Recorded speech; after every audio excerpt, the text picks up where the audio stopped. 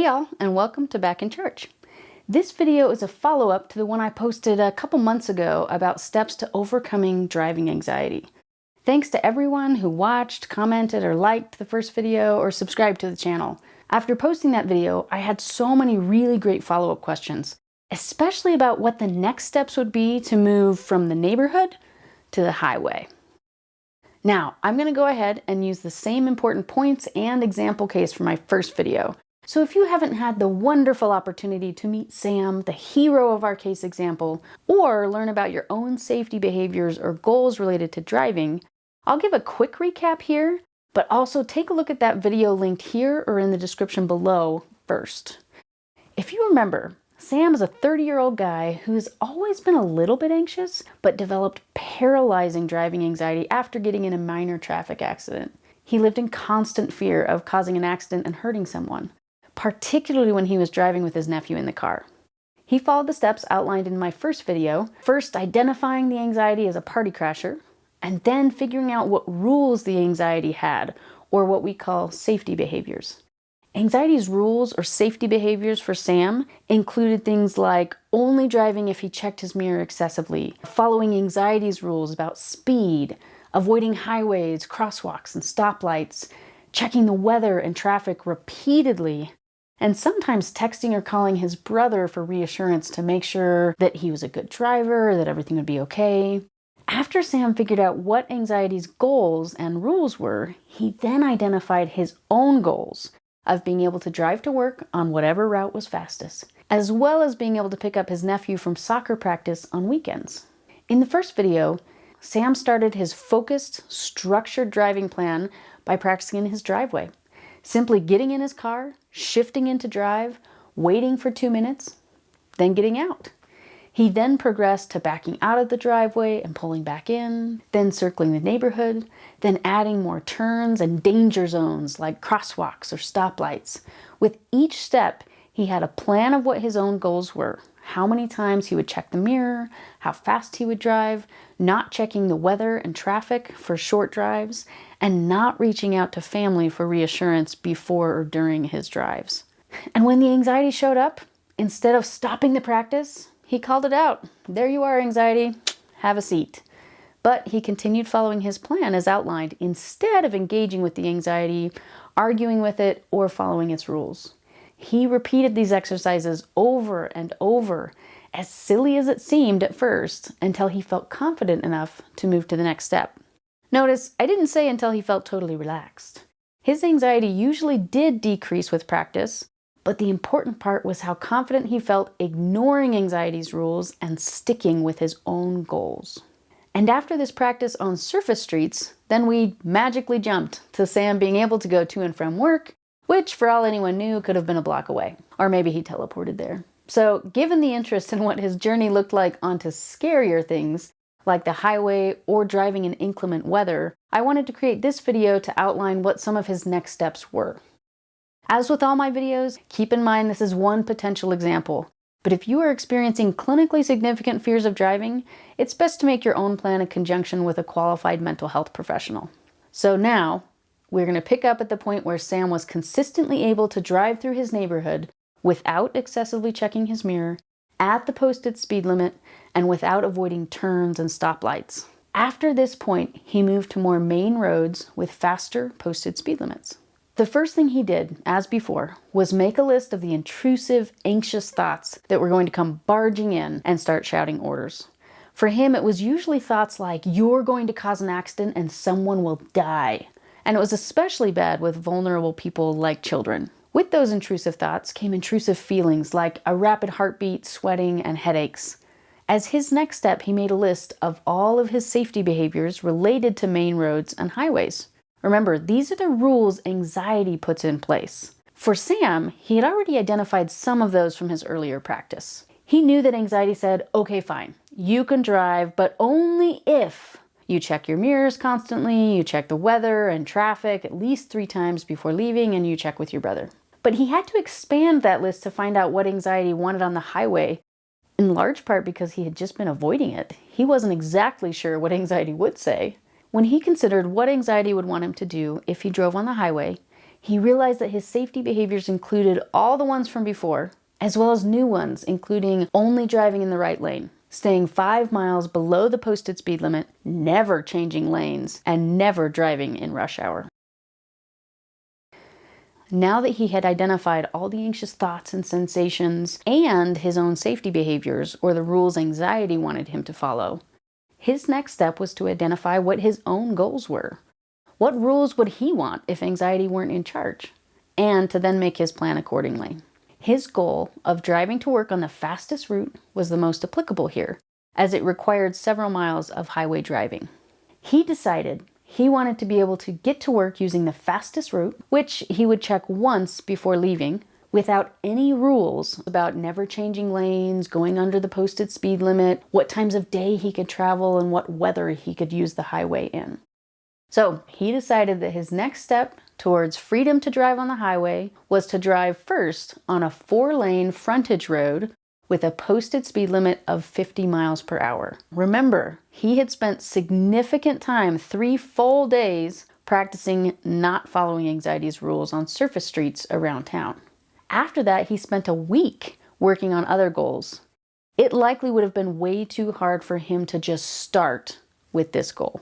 But with that practice under his belt, he decided to take another weekend for focused practice working up to highway driving.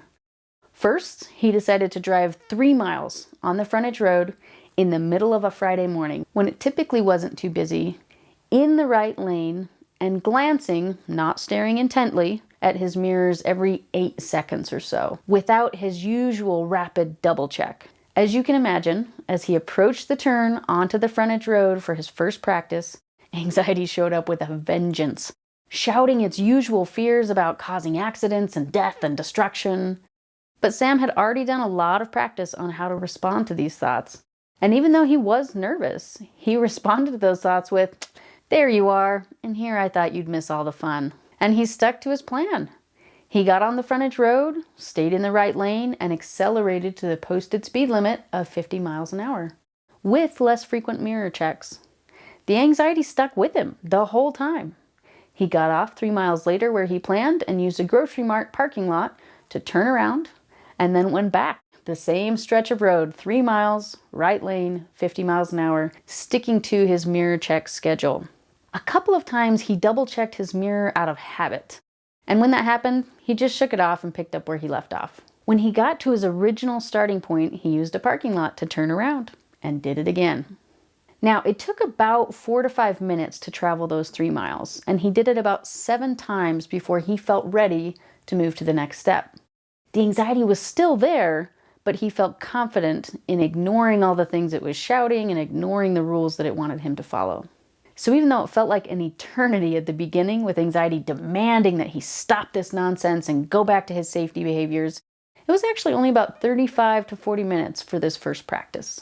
Once he felt confident about following his own rules in this step, he moved to the next step in his plan. For him, this was actually doing the exact same thing, but this time changing lanes once during that 3 miles. After he did this step 3 times, he decided to move it up to changing lanes twice when possible in this 3-mile stretch. And again, anxiety was not happy about this change, but each time Sam was feeling braver to follow his own rules. For him, he decided he wanted to try driving in a more crowded time on this main road before advancing to the highway. So he took a break from practice for the day and came back several hours later around 5 p.m. when the main road tended to be much busier. And he went back to the rules around his first step, but now in this more busy time. 3 miles, 50 miles an hour if possible in traffic, resisting the urge to constantly check his mirrors, sticking with his plan of only checking every 8 or so seconds. Initially, staying in the right lane, but working up to 1 lane change on this road in the busy traffic. Because of the traffic, it took him closer to 10 minutes each 3-mile stretch, and he stuck with it for about an hour. After these steps, he celebrated. He patted himself on the back and made plans for the next day. He planned to advance to the highway on Saturday and Sunday when there typically wasn't as much traffic during the day. He planned a specific route and intended to enter the freeway at a particular point where the right lane did not merge, but stayed as an independent lane for 1.5 miles until the next exit. So essentially, he found a stretch where he wouldn't have to change lanes. It was just getting on the highway, staying in the right lane, and getting off at the next exit. He planned to stay in the right lane the whole time and drive at the posted speed limit of 65 miles per hour without all of his extra mirror checks. And then, after getting off the off-ramp, he planned to turn right and take surface streets back to the original starting point and do it once more. So the next day he got started. He drove from his home to the freeway entrance and started to feel very panicked as he got closer. He decided to do a little warm-up and instead did a couple loops on the main surface streets just like he had done the day before, so he could practice following his own rules instead of listening to anxiety's rules. He reminded himself what his goal was and why he was doing this. He wanted to be more productive and successful at work and just have more freedom. After doing a couple rounds on surface streets, he was feeling more confident and he turned onto the on-ramp and accelerated onto the freeway. He stayed in the right lane and resisted extra mirror checks. And yes, he absolutely felt very nervous. But he had also done a lot of work to this point, so he was ready to move to this step. He was only on the freeway for about a minute or so before he took the off-ramp, the surface streets back to the original position. He actually found it only took about 3 times before he was ready to try something new. As his next planned step on his 4th trip, he got on the freeway, got to the next exit, and this time he turned left off the off-ramp, crossed the bridge, and turned back onto the freeway on-ramp, going the opposite direction towards his original starting point. It was familiar territory, but going this direction, the on-ramp merged with the right lane instead of staying as its own independent lane. But he knew what to do. He had practiced with his guidelines for himself and was able to accelerate onto the freeway, turn on his blinker, merge into the rightmost lane. He went 1.5 miles to the original exit, got off, looped around, and did it all over again. The merging was scarier than he thought it might be, especially when there was a car in the right lane, so he had to adjust to that. He actually did this about 8 or 9 times, just this same loop over and over, before he felt ready to tackle the next step, changing lanes. He pulled into a parking lot first to review his plan and make any adjustments.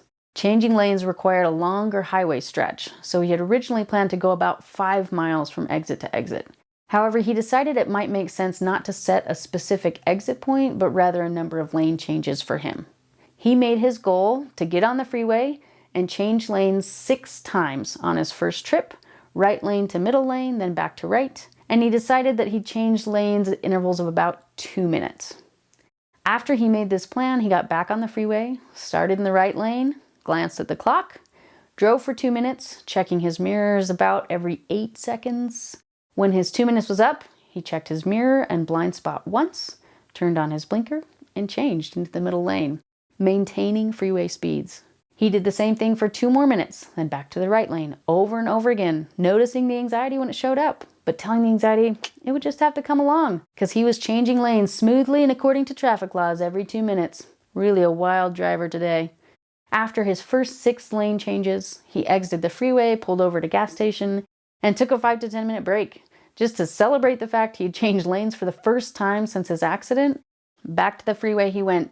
After his next set of 6 lane changes, he felt ready to try the next step. And from the middle lane, he changed lanes into the left lane, into the fast lane, drove for 2 minutes, then back to the middle lane. Again, these were all in accordance with traffic safety guidelines. His practice wasn't to weave in and out sporadically like a maniac, but it was to intentionally practice doing things that made him anxious, but would give him more freedom in the future, since it's likely at some point he was going to have to use the left lane to get where he was going. At this point, it had been a little over an hour and things were starting to feel kind of boring, even though it was still kind of scary. So in an act of sheer defiance of anxiety, the next time Sam pulled off the freeway, he turned his radio on to a low volume. He had not allowed himself to listen to the radio while driving since his accident, as he feared it would distract him and cause him to crash. However, he also recognized that it was anxiety's rule that he not listen. He used to love listening to music. So he decided it was a reasonable rule and risk for him to listen at a low volume, not changing the station while driving. So with that radio on low volume, he got back on the freeway, first just getting used to anxiety's new tantrum about the radio being on, sticking in the right lane at freeway speeds, and then after a couple minutes, he went back to his plan of changing lanes every few minutes.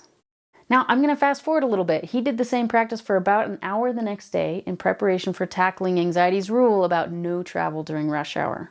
After his practice on Sunday, he reviewed his plan to do the same thing Monday morning during higher traffic hours. He identified what anxiety would be upset about and set his own guidelines about how often to check mirrors, and even worked up to changing lanes occasionally despite the heavy traffic. He decided to deliberately travel in rush hour every morning that week and found it was more boring than scary by Friday, though anxiety still flared up every once in a while. From that point, Sam developed a routine of plugging his phone into his navigation system in the car in the morning without checking traffic a bunch of times, and then just following the recommended route to work or other destinations, even if it meant highways, turns, stoplights, or even roundabouts. He made deliberate goals to change lanes at least twice each trip. Over the next couple weeks, he also started making some trips at dusk and at night to overcome fears of driving in the dark, using the same approach of a specific goal, doing it over and over and over, and then moving to the next step. And as a quick note, one last challenge for Sam was navigating roads in inclement weather.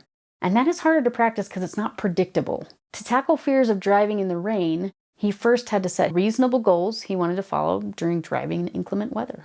He reviewed guidelines from his Federal Motor Safety Association regarding how much to reduce speed or make other adjustments when driving in rain or snow, and also considered what he believed was reasonable based on his driving before his accident, as well as asking one trusted friend a single time. He didn't do any of these repeatedly because that's what anxiety wanted him to do.